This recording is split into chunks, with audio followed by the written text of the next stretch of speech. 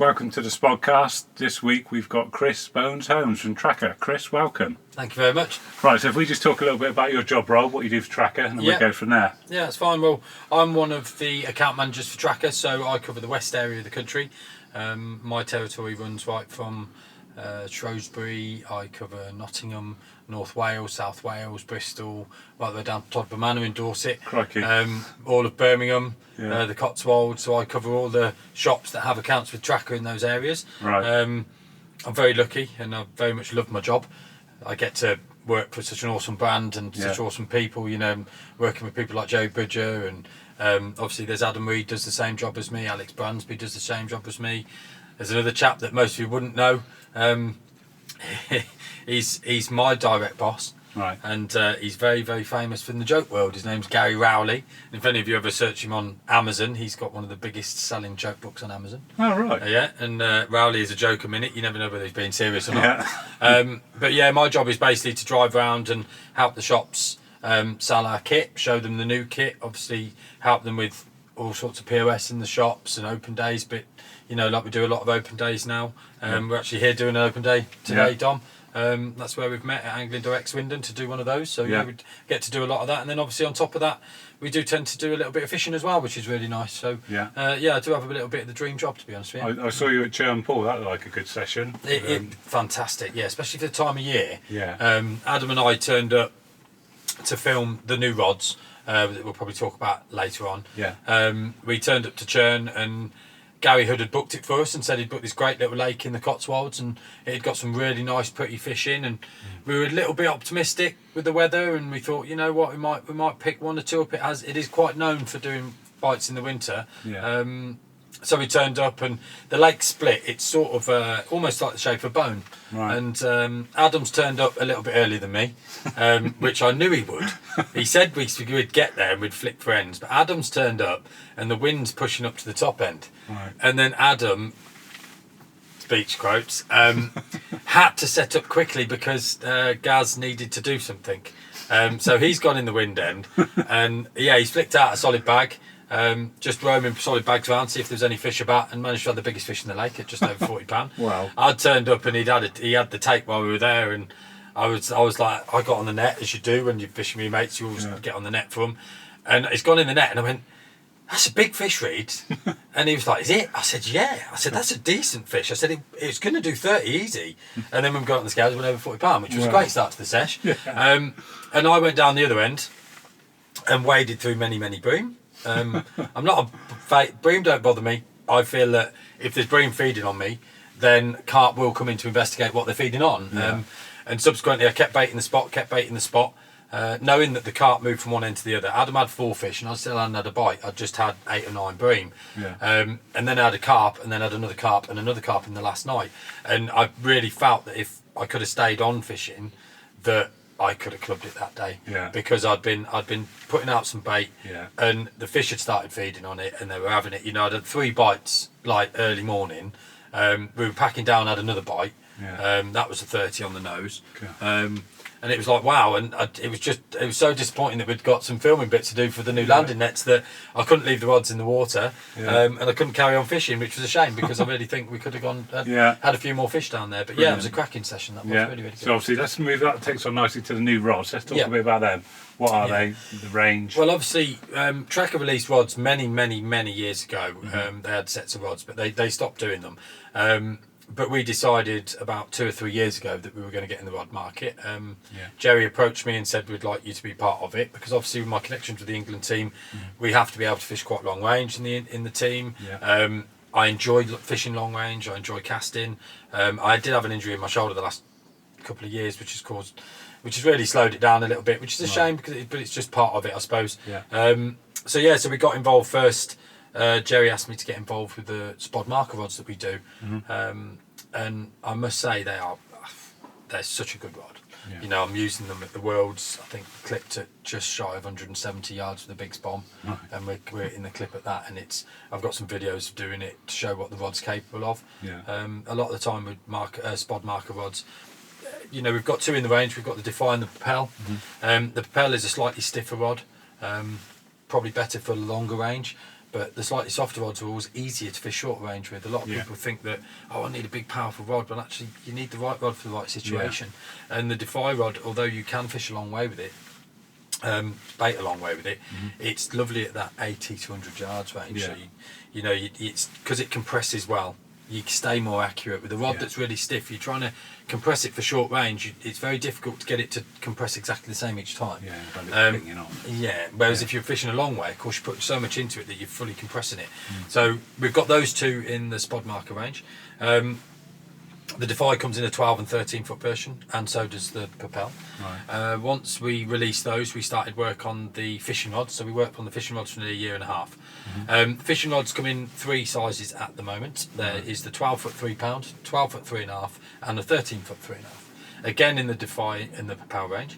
The Defies are they're again a slightly softer rod, so I'd say they're a lot more forgiving.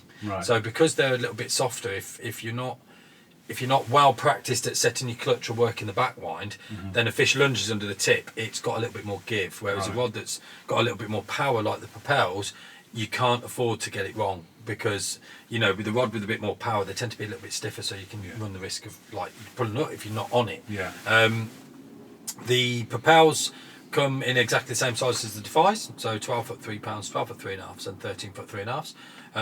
They range from the Defies start at 225 and go up to 265, if I remember rightly, and the Defies start at 149 and go up to 165. So the Propels are the they're slightly higher end. There's things when you're manufacturing like we do, that people will be amazed at the things that cost more. It can be just the colour of the guide would be more expensive, the reel seats are slightly different reel seats, full Duplon would add more price to it, things like that, like the 1K weave that one's got, add more price to it. The Defy has it's a reverse weave, so it's the backside of carbon, and it's a very nice look. And when I've been at the shows discussing the rods, because they've sort of left me to sit on the rods most of the time, a lot of people are really liking the look of the Defy. It's a little bit different. There's a couple of rod manufacturers have also got on this way of doing it. There was some older rods from other brands that were like it a while ago, and people are really liking it. But I mean, the rods are fantastic. We spent a long time working on them. I've had fish over £60 on the Defy 3 pounds, which are the cheapest rods we do. So it just shows that it doesn't make any difference. It's a rod that suits you or suits where you're fishing. So for instance, I go to Linear, I like to take the 13 foot 3.5s, because if you're on Brasenose 1 or 2, you want to be able to fish to 120, 130 if you need to.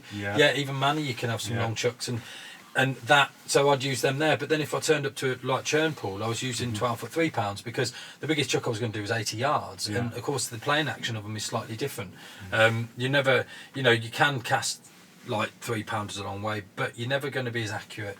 You can't use the lines, and things like that. So it's all a preference thing. But we're very, very proud of the rods, and everybody that's been involved in it is very proud. Ben Wales has, again, it's people in the background that a lot of people don't see us on the Instagram. But Ben Wales was he was the man leading it all up and dealing with it all. And then obviously you had the likes of me, Adam, Alex, Jerry, John Walker, all the guys from work, all using them and out practicing with them and trying them.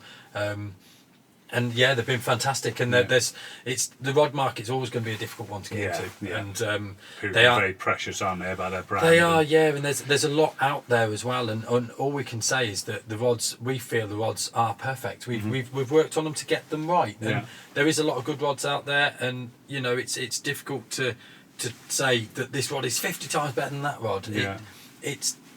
We've got them right. They are bang on. They really are. In terms of the development process, would you, obviously in the early stages, are you testing sort of various prototypes and saying this needs tweaking, this doesn't feel quite right? We do things like you're working out where you put in the eyes, the butt eye, how high up the butt section it'd be, how long the butt is from the reel seat to the end. Everyone has a slightly different length, so you have to find a happy medium. What type of eyes you use on the rod. For instance, I remember a prototype. I think I'm allowed to talk about this, but I remember a prototype spod rod we had that had the minimal eyes on, just to try them because they're very light. And I flattened them against the blank several times, because the minimal eyes are very weak, Right. so they're not a very strong eye. Yeah. If you're not careful with your rods and they fall over or anything like that, then you can bend them very easily. It's a bit like ceramic. If you knock over a ceramic eye, they can chip. Yeah. But with what was happening is when you're hitting rods very hard, if you get a frap up, which you do get, and everybody gets them. Yeah. I remember doing a video with Moz. We were doing a video for DNA Baits, Right. and we were at Farlow's, and I love filming with Moz because we have such a laugh. Yeah. And we were out spodding, and a guy over the other side had an enormous frap. It was massive. We seen it go out. It was that big. Yeah. So we're sitting there giggling to ourselves, and I've cast as we're giggling and got exactly the same thing. So it just happens. Fraps happen. Yeah. But when I'm hitting it hard, if it frapped round the eye, I flattened the butt eye against the rod several times. From the sheer force. Because if it fraps with the leader's a 50 pound. Yeah. I always use quarter 50 pound armour cord. I just find that's the best shock leader I've ever used. I've never had it go on it. I've never had any problems with it. Yeah. It's just a good shock leader. Right. And when that fraps round an eye, it's flattening the eye before it snaps. Yeah. And I did it to several of the eyes, and I didn't feel that the minimal eyes really made the rod any more best fit. Yeah, because I suppose it's that trade-off, isn't it? You're going to need a workhorse for That's that right, sort of, they get abused, don't they? Let's face and it. spod rods get abused, and like when I'm fishing the big matches with Mill Rivers, we'll have 4 or 5 rods set up and just spod rods. Yeah. Because if you get a frap up, you haven't got time to mess about picking up. You need another rod. Yeah. And they just get thrown around, and spod rods get battered. Yeah. And a perfect example is you spodding slop over zigs. Yeah. You're throwing a big spom out that'll weigh 7 or 8 ounces, and you can hitting it again, and you can be doing that all day. Yeah. I remember when we were testing them, we Neil and I were fishing the World Championships with the England team in Hungary, and I took one of them with them, and obviously I explained to Neil, obviously I'm using a prototype rod. Don't tell anyone about it, because we've got, I think in the Worlds we had 8 spod rods set up. Yeah. So I had a range of rods that we've always used, and I took this one out and wanted to use it. One morning I spotted solidly at nearly 170 yards for nearly 4.5 hours. Because what happened in that year is we started off baiting very lightly, and it became apparent by the first morning that we could have done with putting a bit more in, so we needed to get some in. Yeah. So when Neil and I fish, Neil's more accurate at casting than me, but then I'm probably a bit better at spodding than him, and I can spod a little bit further, so I tend to do the baiting, which I love to do. I love to spod. Getting in a rhythm. I love spodding. I would happily spod all day, and catching the fish would come second to me. It's crazy. I just love spodding. And we've proper put them through the paces, but all these things get taken into account, and people think that a lot of these things might be off the shelf, and they're not. We put a lot of time into that. I've been out hitting them with different size leads, different this, different that, different reels, seeing where they are. Not only me, there was all the lads at work. Jerry was out, Ben was out. We've all been out testing them, and that's part of the process. It is very good. It's always that back end stuff. Same as anything, editing, anything. Nobody, if you've not done it yourself, you just don't know what's involved. They don't see it. They see the trips when you get to go away, which is one hell of a perk of my job, is that like we did the Poland trip last year. I mean, what a trip! And you're never going to complain about that, but it was a lot in the preparation. There was a lot of preparation to get your stuff ready. There was Ben Wales and I drove out, and we drove for 19 hours to get out there. And it was a great road trip, and we did something. It's on my Instagram. We did something carp pool karaoke, and we requested things, and then we lip synced to loads. We had a right laugh going out. Brilliant. There's a lot of work goes on behind the scenes. People think that our jobs, I just work Monday to Friday. I don't. I never stop. So it's Saturday today. I'm sat with you. We're doing the Spomcast. We've got. Then tomorrow, I know tonight I'll get home, I'll be working, because I know I've got some emails I've got to send tonight. And I suppose there's fallout from this. There'll be fallout from this, and then there'll be the Instagram post. There'll be our personal Instagram where people are asking you about work-related items, our Facebook work-related items, and all of a sudden your whole life evolves around fishing, and people think, I'd love to do this, I'd love to that. It can mildly damage your hobby. Of course. That's for sure. Yeah, because you can't switch off. Obviously, typically fishing's something that you use to switch off Yes, from work, right, isn't it? yeah. I used to be a teacher. I was a teacher of cookery for a long time. Yeah. I worked at a private cookery school. Yeah. We were one of the best in Europe. Yeah. And what I used to do was teach students to cook so they could go and do ski seasons in the winter. Okay. Come the winter, it was very quiet, so I used to do ski seasons myself. Right. So I did 12 years back to back of that. Yeah. And of course, fishing then was on the side, Yeah. whereas now fishing is from the moment I wake Yeah. up to the moment I go to bed, Yeah. 7 days a week. And I think that's why I do quite a lot of feeder fishing on the Right. box. Yeah. Because that's become, you know, sometimes carp That's fishing become is your part fishing. of your job. And, Yeah, almost. and the feeder fishing is a bit of a hobby, and it's quite nice Yeah. because as a carp angler, and as I've done well in carp fishing, you can turn up to feeder fishing and you can actually be quite competitive. Yeah. JCB Lakes the other week at the Feeder Masters qualifier, I came fourth overall out of 60 people, and that's like I picked up 110 quid. It's like that. Yeah. That'll do, thank you very much. Yeah. And it's quite a good laugh, the feeder fishing. Yeah. But yeah, with the job, it's literally my fault, and it's like I go to the gym. Yeah. There's lads there that fish. They'll be asking me about products. Yeah. You know, I'll pop into a tackle shop. There'll be someone. I went to train at a random gym in Birmingham the other week with a friend of mine, and there was a guy in there that recognised me for fishing and started talking about fishing. and it's like everywhere you go, it's fishing. Yeah. And you can get a bit fished out at times, Yeah, but yeah. I'm not really gonna complain because I No. do have a great job and my bosses are amazing and Yeah. the company I work for is amazing. So Yeah, it's yeah. fantastic. It's Yeah, really it good is. to see that definitely the new products coming to market as well. Yeah. Obviously. There's a lot of development goes into it. Yeah. We've got 4 guys that develop our products. Yeah. We've also got our own CAD designers Right. that design certain elements. Our new landing nets, for instance, the new T3 and T8 landing net. Yeah. The blocks from are CAD designed by us Right. to ensure they're a better quality.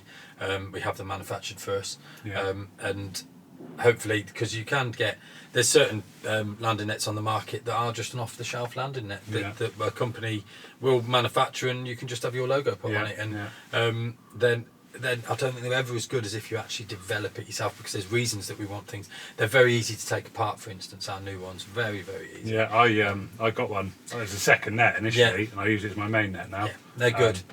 Literally bought it from Lynch. They just had a their little tracker shop. Yeah. Just had it I know, delivered that day. Nick. I said, "You haven't got spare on it?" Yeah, we've just got some from Trakker. I'll have one. Yeah, the two-piece ones. Yeah, caught 2 commons. Yeah. Next session, caught those 3 fish. I Yeah. showed you. So yeah, lovely. Yeah, net. it's nice. It's Even the entry one's nice and light. Yeah, we've made them all 2-piece, and the reason we Yeah. made them all 2-piece is for a couple of reasons, really. One is when you go to Europe, you can, if you're landing a fish from a boat, you don't want the fish tends to come up close to the boat. You watch the videos of us in Poland. There's a great shot of I think it's Matt Quibble. He's landing a fish on the boat, and the fish come quite close to the boat. Right. And you've got this net handle flapping around behind you, and then when you're trying to break the net down and stuff in the boat, you don't want a big handle, and that's where the 3-foot comes in. And then alternatively, it packs down smaller. So it's just easier to get on your barrow. It's things like that, waving it around, and people worry they're not going to come apart when you land a fish. Yeah. You push it in, twist it slightly, it won't come Yeah. apart. Match anglers, poles, and landing nets have been like that for years. Yeah. As carp anglers, we have the set 6 foot normally. Yeah. But the two pieces, it's a much more versatile net. That's And I for sure. suppose as well, there's scope in the future for some sort of zig handle. Yeah, well, zig attachment. our top end one. So we've got the new T3, T8. Right. So you've got the T3, which is our entry level. Yeah. Our T8 has a mild built-in float, so there's a bit of foam towards the front that allows it to be slightly more buoyant, slightly different carbon. We then go to the Defy, which is a 2-piece that matches the Defy rods, and then you go to the Propel, and the Propeller's actually got an extension you can buy, which turns it into a 9-foot handle. Right. Now this is in big match fishing. Neil and I always use a 9-foot handle. Right. Always, because when we're fishing big competitions, if you're fishing with zigs, and that you've got a lot of zigs that are long. Yeah. And then you're at somewhere like Drayton, and Yeah. you're catching a lot of fish at Drayton. Yeah. And you're fishing zigs that can be 12, 15 foot. Yeah. You need that longer net handle to get them in. And it's fine when someone else is netting the fish for you, 'cause you can just walk back. But if you end up getting carnage, you do it on your own. The 9'6" makes such a difference. And I suppose it's purely from a match point of view, it's a time thing. If that fish is in the net quicker, That's you're right. back out quicker, You're back aren't you? out quicker. Yeah. Which multiplied by the amount of fish Which you is get. why we always have so many rods set up. Yeah. So the spod rods, for instance, when Neil and I fish, we match our rods, our reels, our line, everything, because I need to be able to pick. I've seen it in match fishing quite a lot, and you know, I've spent a lot of time around match fishing, and Neil and I match our kit, and the reason we match our kit is because they're not his rods and my rods, they're our rods. You can pick it up and it feels familiarity. Yeah, I remember filming the British Championships last year, the final, and there was a pair on there that were fishing, and all one of them said was I. And I remember thinking, you'll never do any good at this. And I said, you'll never do any good at this because you think this is you doing it, and it's not. You're a pair. It doesn't. Our rules are whoever's closest to the rod. Always whoever's closest to the rod, because there's a chance that you might lose it. So whoever's close to the rod makes no difference. If I pick up his rod, I'm playing a fish like I'm fishing my rods. If I'm casting with his rod, it's like casting with my rods. And it's those little elements that I think make you successful. You know, we talking to Bart the other night about match fishing and stuff. There's a lot of people that overthink it. And it's the overthinking that causes them. It's about being confident and being smooth. And again, with the fishing, we'll have 2 rods each fishing. Then we've got a minimum of 2 rods each set up. So we've got them all wrapped up, all marked up. So, you know, as soon as that fish is in the net, sometimes a fish will go in the net, and as it's gone over the cord, Neil's casting the rod behind me. Because with zig fishing, as soon as it's water, we can take off. And it's a lot of things about that. So and then obviously repetition. Repetition, accuracy. All those little bits. They all. When you sit down, and if you had someone sat down working out the time saved, which is then, like you say, especially with zig fishing, is going to equate to X amount of fish on the bank.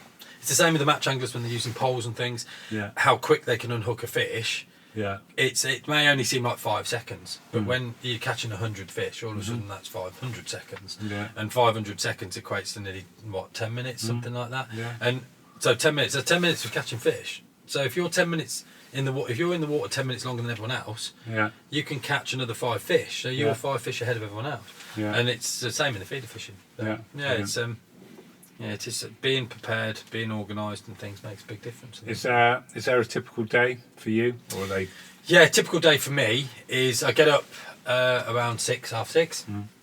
I go and have my breakfast. I prepare my lunches for the day. I leave the house anywhere between 7 and half 8, depending on where I'm going. Say I'm at Todber Manor, I will leave the house maybe before 7, sometimes half 6, quarter to 7, because Todber Manor is 3.5 hours from me. I will drive to a shop. I'll pop in the shop. We will chew the fat for a bit about what's going on in the trade. We'll talk about any promotions we've got. We'll talk about products that are coming out. I'll go around the shop, tidy our areas. We'll top up the areas, doing orders with all the things that they're out of stock of.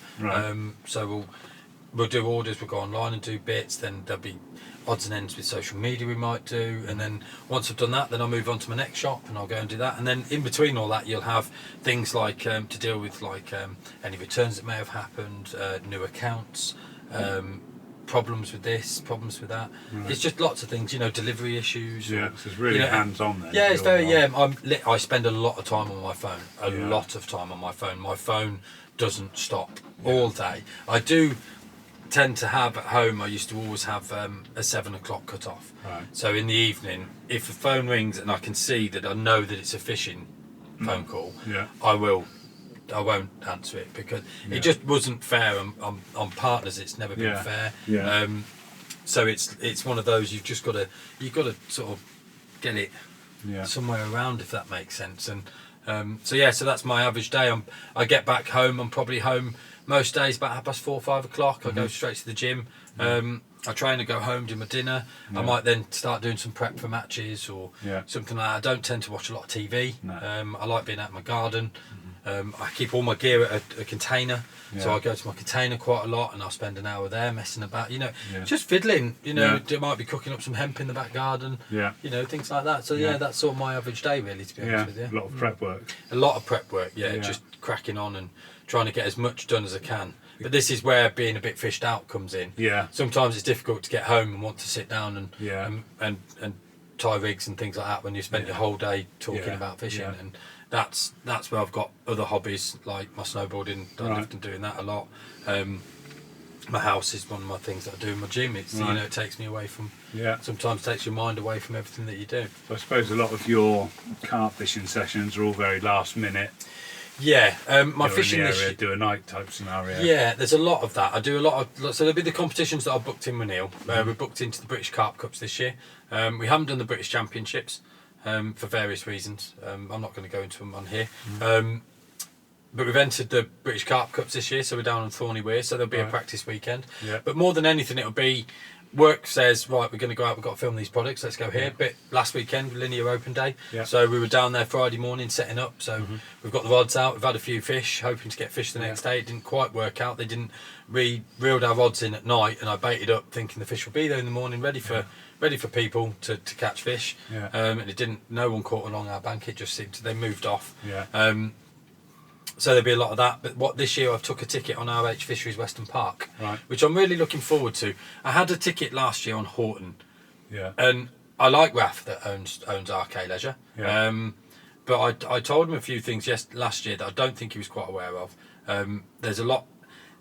I fished for the first few months and then I couldn't bring myself to go back. And the reason I couldn't go back is because there was so many like full-time anglers, and there was so many bucketing swims, and that you were buying a ticket on the rules that were on the website, and then you were turning up and being told a load of other rules that weren't on the website that's always been a rule. And I said to him, I just felt that the place is run a little bit too much by the bailiffs of the Cemex days that still see it as a Cemex sport when it's not. RK Leisure's a very, very beautiful set of lakes with fantastic facilities, fantastic fish, that's just got a few issues with the bucket. Like at one point I couldn't get in a swim for 15 nights because of the amount of buckets, and you can only do 3 nights. I can imagine that after doing a bit. It was ridiculous, and I didn't, and it broke me a little bit in the fact that I didn't, because I'm a full-time working guy. I do an average of 1 night a week, maybe 2 if I'm lucky. And if I'm turning up to do 1 night, I want to have a little wander around, find some fish and get on them. Now, you knew where the fish were in Horton, because it was the same faces sat around them all the time. All in a big horseshoe, all close to the fish. One end of the lake there wouldn't be any bivvies, the other end of the lake would be loads, because that's where all the fish were. And you could try, and I tried, and I used to do a lot of overnights with Rupert Whiteman. We used to have little social nights, and he'd say, he'd be phoning me 3 o'clock in the afternoon, hurry up, because there's no swims available. I'm like, Rupert, I'm going to be an hour. He's like, mate, there's no swims available. And it's like, wow, he said, I've put a bucket in the one next to me for you, but down there you have to put your name on it. So this year I've gone to RH Fisheries Western Park, because Western Park is a 48-hour rule. You can fish for 48 hours, that's it. That's what you can do each week. If you don't like it, don't have a ticket. And the ticket's reasonably priced, it's 750 quid. There's some cracking fish in there, they're very pretty. Western Park's a beautiful lake to be on. It's quite shallow, 4 or 5 foot. A lot of silkweed. Which is interesting because I've never fished places with a lot of silkweed, so that's going to be a good learning curve. It's just another thing to add to the armoury. So I'm really looking forward to my ticket on there. Again, one of my friends I train with, Dave Ribbons, he's going to be there. He's got a ticket, and I train with Dave most days. So I'm looking forward to a bit of time on the bank with him. Flo that I train with as well, another lad from local lad that I've got theirs, and then Fatty's Bait and Tackle, where one of my accounts up in Birmingham, Evo, who works there, he's got a ticket. So there's plenty of people there that got tickets that I know that I can go up in the week, have a night with, and we'll get a swim. Whereas I was finding myself turning up to Horton and being disheartened the moment I drove to the gate, because I'd see same car. And you know they're on. And you know they're going to be in the good spots. And whereas Western, I spoke to my friend who had a ticket last year. It was nice in the week. You could turn up, there might be a couple of people, but you could always find yourself a space, and the fish are very spread out on Western. They don't tend to shoal up. So you can try and get a bite, and I'm looking forward to this summer. I haven't looked forward to my carp fishing for the past 6 months or so. I just got a bit fed up with the whole Horton thing, and I hadn't been looking, but I'm really looking forward to getting involved on there. Brilliant. I'm getting all my gear, I'm prepping early, getting all my gear ready, thinking of ideas to deal with the silkweed and stuff. That's how it should be. And that's how it should be. And I think this year I'm gonna try and film a little bit on there and do a little bit of a monthly blog of my time on there and what I've learned and how I've combated the silkweed, things I've picked up myself on fishing in the silkweed, what I found worked, did little bags work or did big bag work, and and there's lots of ideas I've got for it, and hopefully I'll be able to bag a few fish out of there. But I'm really looking forward to it. It's really and not only that, there's some lakes that Rob's got that has got some phenomenal big fish in, ridiculous big fish. But I know the ones in Western are stunners. They are proper stunners. So I'm really looking forward to going up there. Really. When are you starting on that? June the 2nd the ticket starts, and it runs through until April. So because Rob doesn't open access on it for 2 months a year. So you get a 10-month ticket, which is fine by me. There's no particularly silly rules in there. He doesn't allow zigs in there, and he doesn't allow nuts. The zig thing I can understand in shallow water because fish. Where was the one? Cuttle Mill. They were the amount of people when I ran the British Championships up there that used to foul hook fish using 1 foot zigs, 2 foot zigs, and so I can understand his zig ban in there. So I'm really looking forward to that. Really looking forward to it. Yeah. Let's have a quick couple of minutes talking about the Open Day. What can people expect of this Open Day and other Open Days? At the Open Days, it's about being able to come and talk to us. So there's Open Days all over the country with all the major shops always like to do an Open Day. And basically what it is, we'll be here and we'll make sure it's our knowledge of the product. You know, you can, if there's a specific product from Trakker that you like the idea of or you want to know more about, you can go into a shop, and obviously the lads in the shop are fantastic. And you know, the guys here in Swindon at Angling Direct, they're fantastic. Kev Hewitt, his knowledge is massive, but it's very difficult for them to have knowledge about every product for every brand. Now you can come in here and talk to us about any Trakker product, any Signet product and any Aqua product. We live and breathe that every day. We can tell you sizes, we can tell you weights, we can tell you things like that. And if we didn't know it, we've got the access on our phones to find that information. Now, so if people want to come down, it's good to come down and see us and talk to us about our products. So you want to learn about a V2 brolly, for instance, you can come down. We can talk to you through all the accessories, how heavy it is, what the material is, how easy it is to put up. And it's about being able to come and speak to us direct. And also people want to talk to us about our fishing. And, you know, I get a lot of messages on Instagram and Facebook about, like, I'm fishing here, I'm using this, what do you think, what would you do? And, you know, sometimes people want to come talk to you about your fishing because they'll have seen, I don't know, I've been at a match somewhere and I've done really well out of a lake. I get a lot of people phoning me about match fishing saying, oh, Bonesy, when you were down here, you caught a lot of fish at night.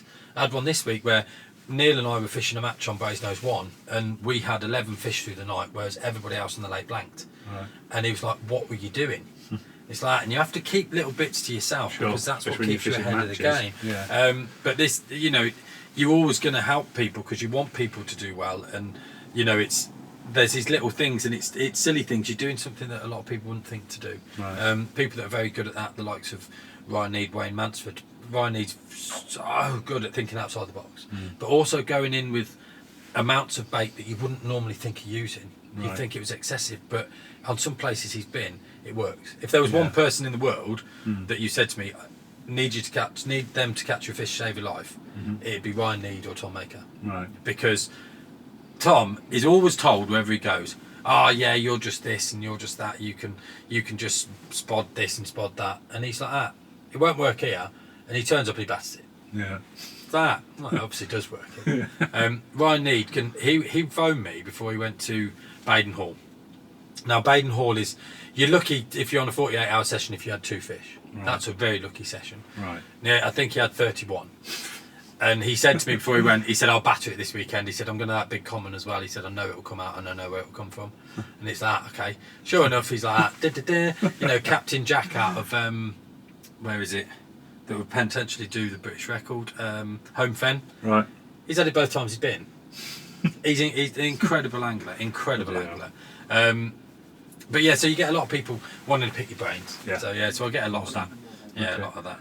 And if you've got Open Days, we'll wrap up shortly because it's all about to kick off. If you've got Open Days booked in all for the year, is there a season to it? Or is it well, they just run all year. You know, we've got there's lots. I've got Bristol Angling are doing one. I've got that we're just getting the dates sorted for. I know Premier Angling we're doing one. We've got I know Total Angling always do one. I don't think I'm doing the Total one though. Angling Direct obviously do quite a lot of them. They're everywhere. I did one for me and Alex and I went to where did we go the other day? I can't remember the name. Birds Tackle. Went to Birds Tackle and did one the other day. So you just keep an eye on the social media, and wherever there's an Open Day, there's normally plenty of us about. And there's always you just come and pick our brains, you know. And I'd sometimes quite like picking the brains of the people that come to talk to me because you know, anybody in this game who thinks they know it all, know nothing. Because you will learn from. I've always been quite a tight. I like to bait quite tight. And then John Walker opened my eyes to the way he baits. He said he always goes for like a goal, football goal. That's how wide he baits, and he got that from. It was talking to Rod Hutchinson years ago. He said, "I'll always bait the size of a penalty box." And then I'm thinking, and you're thinking things, and you're thinking, well, okay, on a big lake, you spread your bait a bit more, there's a chance the fish will come in and find. There's better chance the fish getting on the outside of it, and if it finds something on the outside, it will stop. And if it stops and starts feeding, it will stay around that area feeding. However, if you're dead tight, it's easy to miss a peanut on a football pitch. It's not as easy to miss 500 peanuts spread round. Yeah. So and that's what you can have, a pile of peanuts or spread out peanuts. And if they find the spread out peanut, then they're going to keep moving around. And I like, customers show me things. I had a guy at Linear this week showing me he'd adapted a spom so it did the same as the air bomb. Right. And he was very proud of it, and I thought, what, that's not a bad idea. You know, and things like that, and that you can always learn something from somebody. Yeah. Always learn something from somebody. I think that's so true with life as well, isn't it? Yeah. My granddad said to me when I was a kid, pick the brains of every man you meet. Yeah. It doesn't matter whether you need it, just know it. And he's right. And I try to learn as much as I can from as many people as I can, because you'll be surprised what you can take it into. Yeah, get rid of the ego. Just don't have an ego. And people in fishing with egos, it doesn't do you any favours. Just a shelf life. There is a shelf life for them, and if you're just a nice guy who enjoys your fishing and has time for people, then you'll do well in our sport. And it's not about desperately trying to be part of anything. Just become part of something, and that's a good way of looking at it. Awesome, brilliant. Well, we're 35 minutes in. We'll wrap up at that point. Okay. Get back in here today. Yeah, let's head back in. Bonesy, thank you very much. You're welcome, mate.